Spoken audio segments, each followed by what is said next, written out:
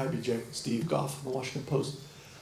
You've seen Jesus score a few goals over the past few days.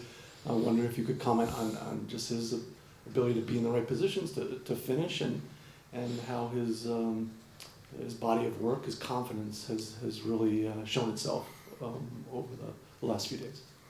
Yeah, I think all forwards are going to be judged by the goals that they score first and foremost.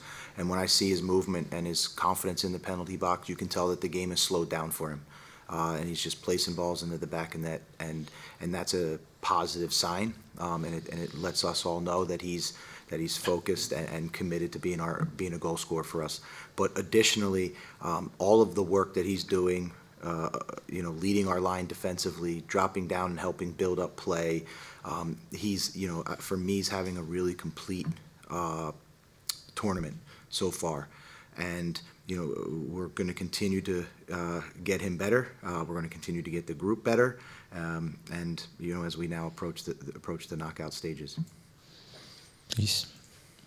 Hi, BJ. Sarah Effers with the Charlotte Observer. DeJuan Jones was heavily involved in the attack tonight. Obviously, only 3 caps behind him. How would you evaluate his performance? Yeah, I thought DeJuan really stepped up tonight. Especially in the first half, he had a really difficult matchup with Garcia, and that's not an easy winger forward to go up against. And he really rose to the occasion.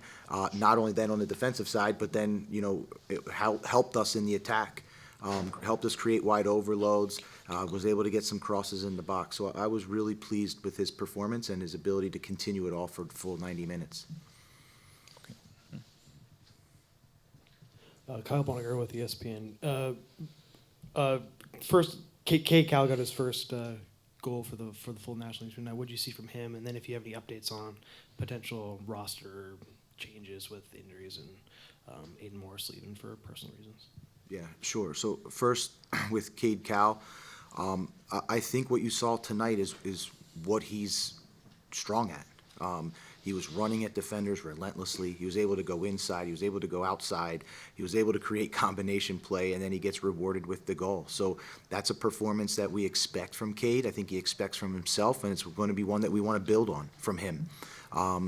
In terms of the roster updates, right now it'll be Alan Sonora will be replaced due to a hamstring injury. I don't have the replacement yet.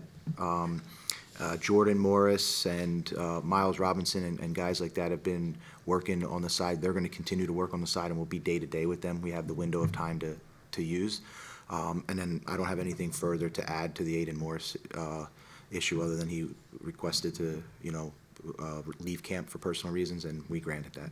That's for the rest of the tournament, that's just not for No, that timetable is open. Yeah. Please. Kyle Bond with the Sporting News. How did the heat and humidity sticky out there? How did that affect you guys? Did you come in with any plan for that at all? And how did you kind of manage the 90 minutes through the nasty weather out there? It's gross. Yeah, we're used to hear about it. That's a great question. Obviously we predicted it. So we've got a great high performance team and a medical team that's able to provide our players with strategies ahead of time. So we were already working prior to coming into the game. And then when you're in the game, we stress to the guys that we want to still be playing with intensity. We want to still play, but if we need to rest, let's rest with the ball and continue to move it. And I thought they did a really good job to find those moments in the match where we could, slow the game down, get our breath. But it was definitely, something that we spoke about and strategically tried to implement. Pilar Perez, ESPN International. Congratulations on the win and securing the first part of the group. How different is the pressure in the knockout stages than the group phase, and how are you going to manage it with this group of young players? Yeah, this is an awesome opportunity right now that we have, because we want to expose as many players as we could to our group stage and how to navigate that. And now we have a week and a build-up to, discuss and get the mentality right on how we're going to handle knockout.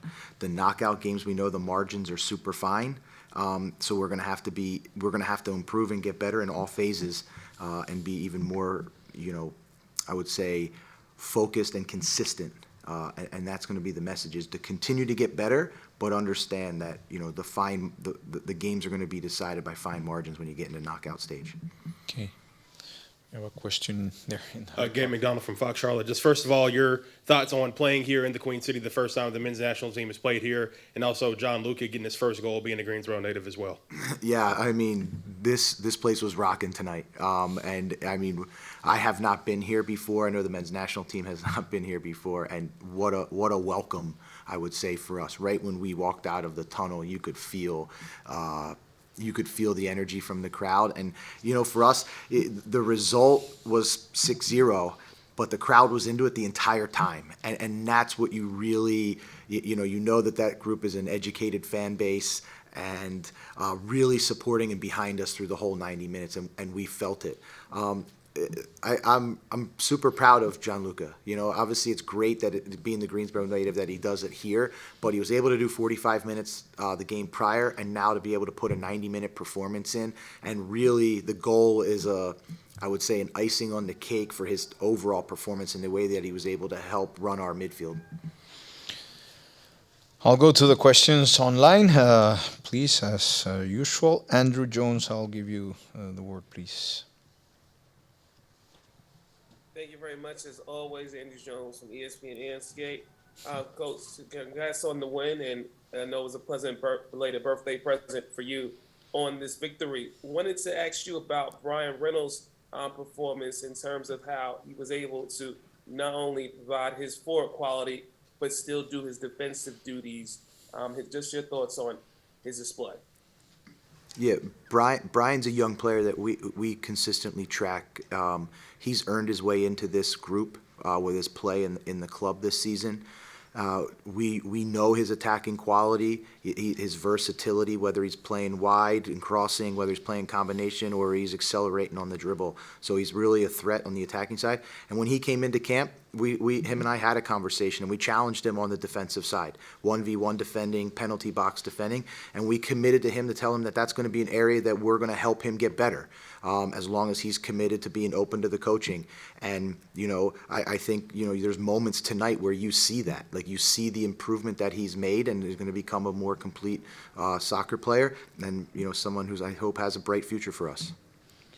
Charles Boehm. Hi, BJ. Can you hear me?